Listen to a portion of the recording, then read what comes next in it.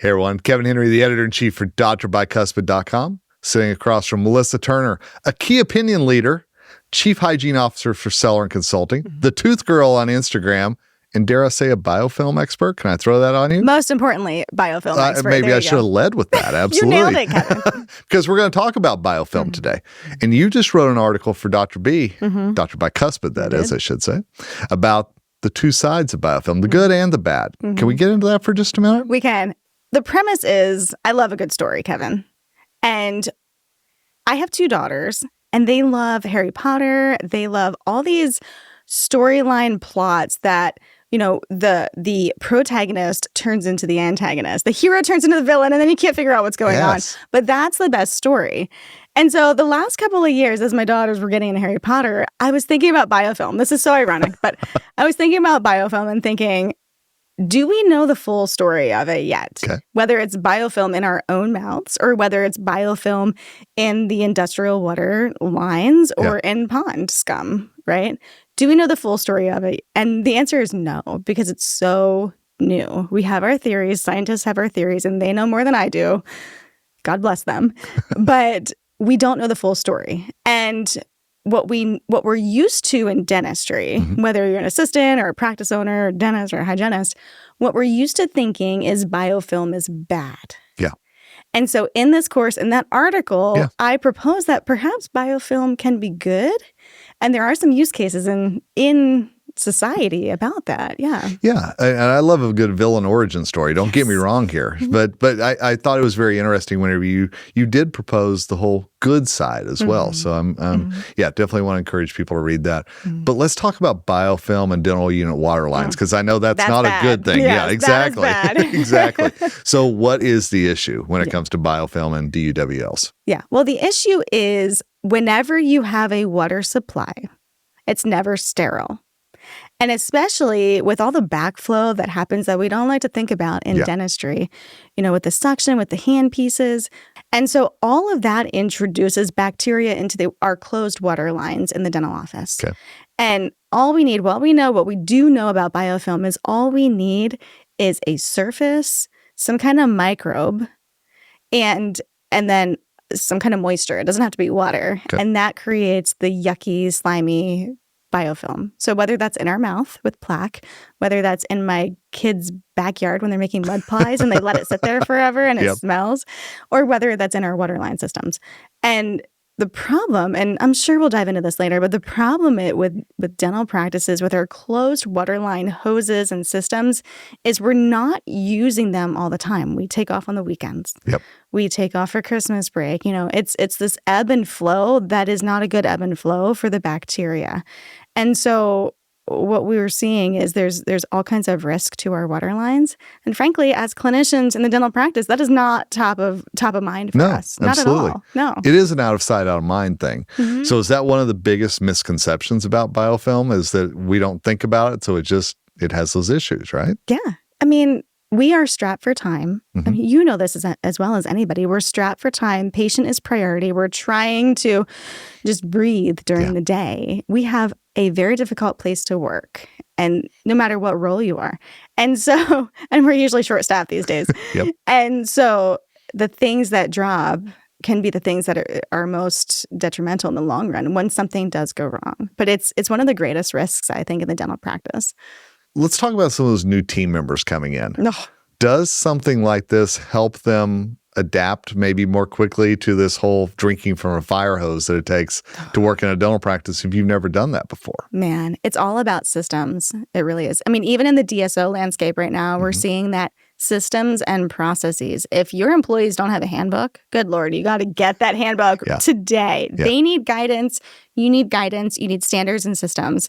And so something like, you know, a new employee coming in, what do they do with the water line? How do they know? If you have something written down, then at least you have some accountability in that area, which we're working on in dentistry. We'll get there. All right. So as that biofilm expert. Yes. Is there something I that prefer Queen. Well, you know what? Biofilm Queen. I will be happy to hand you that crown any day of the week. Absolutely. So, as the biofilm queen, Yes, sir. what would you like for the subjects to be doing for the rest of the year? Let's just take it down that road. What if by the end of this year, if you could wave that magic wand that you have as a queen, what would you love to see with the biofilm and what we're doing in dental practices that we're not doing right now? Yeah, that's a good question. I think the biggest thing is to do your research. Okay. And just kind of revamp your waterline protocol.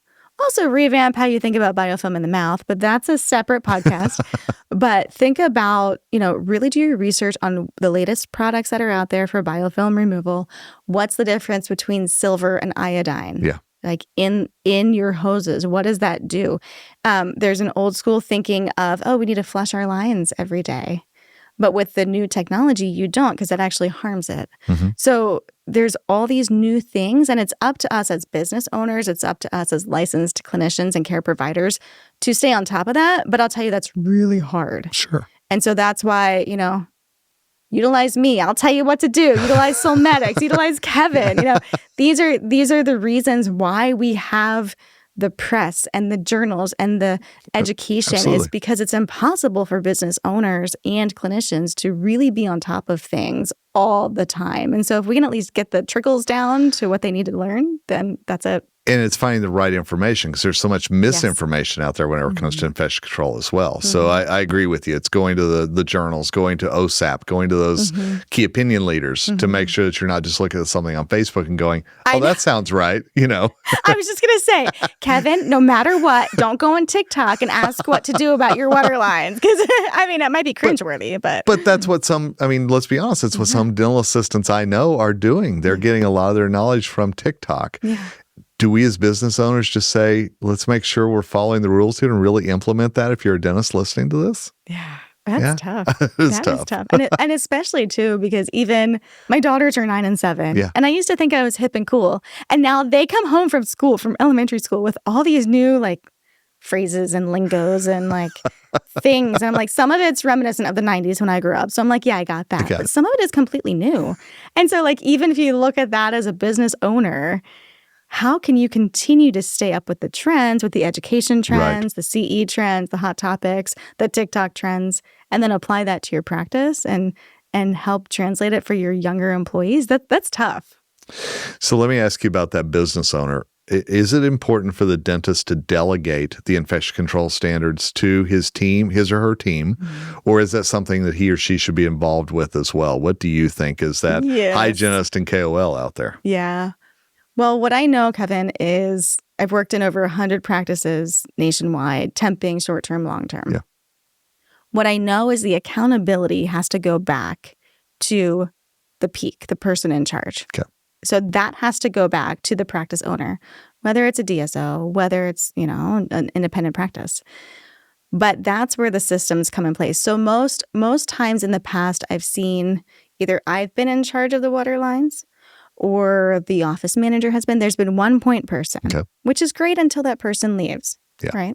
And they're not there to train. So that's where you just write it down. Write down that system, write down that protocol, find the new technology that makes it easy. If there's AI that can do it, good Lord, use AI that can do it. We're to that point, right? Yeah, if there's a robot, bring it in. Come on.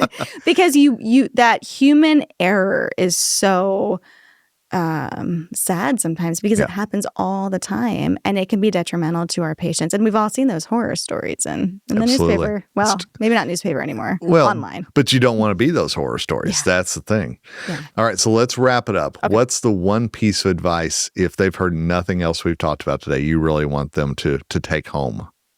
The one piece of advice is not advice, but it is an image. Okay.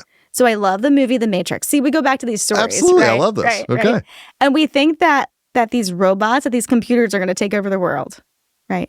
The reality is, if you truly understand biofilm, you'll understand it's little beings in communities, and they're thriving and surviving and having babies.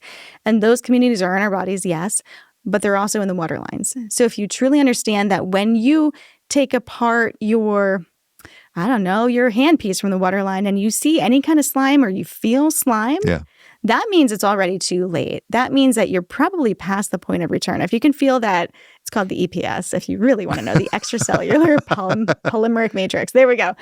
But once you feel that slime, it's already too late. Yeah.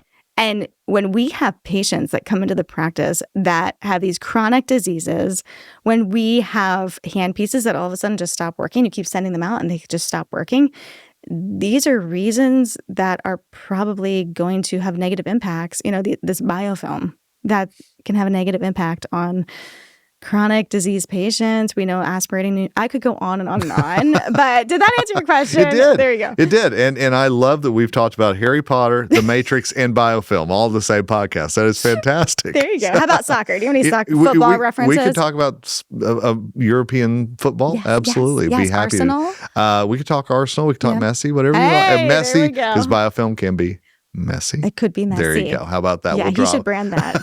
We'll drop that one. The Biofilm Queen, Melissa Stern. Thanks so much for being on today. I appreciate it.